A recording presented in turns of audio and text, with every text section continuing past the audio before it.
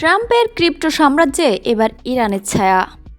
ইরানের বৃহত্তম cryptocurrency exchange নোবিটেক্স, ট্রন ও BNB chain নেটওয়ার্কের মাধ্যমে কমপক্ষে 230 কোটি $2.3 বিলিয়ন লেনদেন সম্পন্ন করেছে। মজার বিষয় হলো, এই দুইটি ব্লকচেন নেটওয়ার্কের প্রতিষ্ঠাতারা আবার মার্কিন প্রেসিডেন্ট ডোনাল্ড ট্রাম্পের পারিবারিক ক্রিপ্টো প্রতিষ্ঠান ওয়ার্ল্ড লিবার্টি ফাইন্যান্সিয়ালের প্রধান পৃষ্ঠপোষক।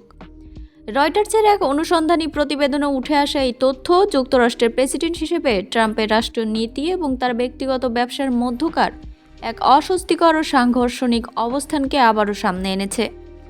প্রতিবেদনে বলা হয়, 2023 সালের পর থেকে ট্রন ও বিএনবি চেইনের মাধ্যমে বিপুল অঙ্কের লেনদেন করেছে ইরান।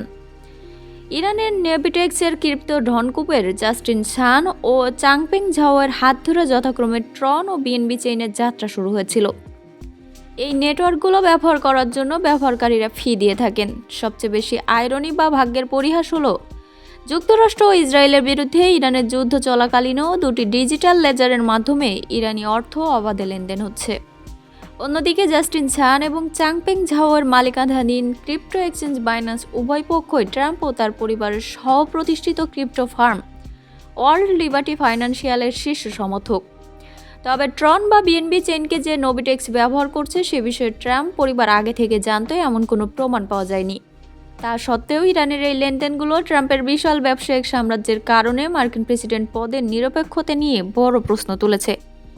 যুক্তরাষ্ট্রের সিকিউরিটিজ অ্যান্ড এক্সচেঞ্জ কমিশনের ইন্টারনেট এনফোর্সমেন্ট বিভাগের সাবেক প্রধান জন ডিস্ট্রাক এই ঘটনাকে নাটকীয় পরিহাস বলে উল্লেখ করেছেন। তিনি বলেন, প্রেসিডেন্ট ট্রাম্প যুদ্ধে যাদের পরাজিত করতে চাচ্ছেন ঠিক সেই পক্ষগুলোই এই প্ল্যাটফর্মগুলোর মাধ্যমে ক্রিপ্টো অর্থায়ন করছে। অবশ্য ট্রাম্প প্রশাসন এ ব্যবসায়িক স্বার্থের সংঘাতের অভিযোগ পুরোপুরি অস্বীকার করেছে।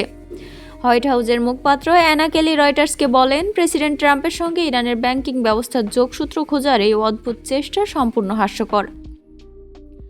অন্যদিকে ওয়ার্ল্ড লিবার্টির এক মুখপাত্র জানিয়েছেন, নোবিটেক্সের সঙ্গে তাদের কোনো সম্পর্ক নেই এবং তারা মার্কিন আইন মেনেই ব্যবসা পরিচালনা করছেন। ক্রিপ্টো অ্যানালিটিক্স ফার্ম আরখামের তথ্য বিশ্লেষণ করে রয়টার্স জানিয়েছে, 2023 সালের 1 জানুয়ারি থেকে নোবিটেক্স ট্রন নেটওয়ার্কে $200 কোটি এবং বিএনবি চেনে $31.70 লাখ লেনদেন করেছে। চলতি বছর ফেব্রুয়ারিতে ইরান যুদ্ধ শুরু হওয়ার পর বিএনবি চেইনের মাধ্যমে অন্তত $2.26 লাখ, ট্রনের মাধ্যমে $5,50,000 ক্রিপ্টো সম্পদ নোবিটেক্সের হাত ঘুরে এসেছে।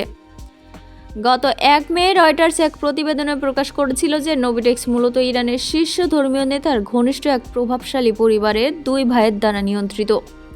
এই এক্সচেঞ্জটি পশ্চিমা নিষেধাজ্ঞা এড়াতে ইরানের একটি সমান্তরাল আর্থিক ব্যবস্থার কেন্দ্র হিসেবে কাজ করছে, যার ব্যবহারকারীদের মধ্যে ইরানের কেন্দ্রীয় ব্যাংক এবং ইসলামী রেভলিউশনারি গার্ড কর্পস IRGCও রয়েছে। এদিকে যুক্তরাষ্ট্র 2019 সালে ইরানের কেন্দ্রীয় ব্যাংকের উপর নিষেধাজ্ঞা আরোপ করে। তথ্য অনুযায়ী এই কেন্দ্রীয় ব্যাংকটি 2024 সালের নভেম্বর থেকে 2025 সালের জুনের মধ্যে ট্রন নেটওয়ার্কের মাধ্যমে $50 কোটি বেশি মূল্যের তেথান নামক স্টেবল কয়েন কিনেছিল। পরে এই তহবিলের একটি বড় অংশ নোবিটেক্স এক্সচেঞ্জে পাঠানো হয়। পশ্চিমা বিশ্বের সব থাকা সত্ত্বেও যুক্তরাষ্ট্রের ট্রেজারি বিভাগ নোবিটেক্সের বিরুদ্ধে সুনির্দিষ্ট কোনো নিষেধাজ্ঞা দেয়নি। তবে ইসরায়েলের অনুরোধে তেথার কোম্পানি নোবিটেক্সের সঙ্গে যুক্ত বেশ কয়েকটি ডিজিটাল ওয়ালেট অ্যাকাউন্ট ফ্রিজ বা অবরুদ্ধ করেছে। সবচেয়ে উল্লেখযোগ্য বিষয় হলো, 2025 সালের অক্টোবরে প্রেসিডেন্ট ট্রাম্প বাইন্যান্সের প্রতিষ্ঠাতা চাংপেং ঝাওকে সম্পূর্ণ ক্ষমা করে দেন, যার ফলে মানি লন্ডারিং প্রতিরোধে ব্যর্থতার দায়ে পাওয়া ফেডারেল সাজা থেকে মুক্তি পান ঝাও। যদিও বাইন্যান্সের আইনজীবীরা দাবি করেছেন যে ট্রাম্পের টোকেন ব্যবহারের সঙ্গে এই ক্ষমার কোনো সম্পর্ক নেই।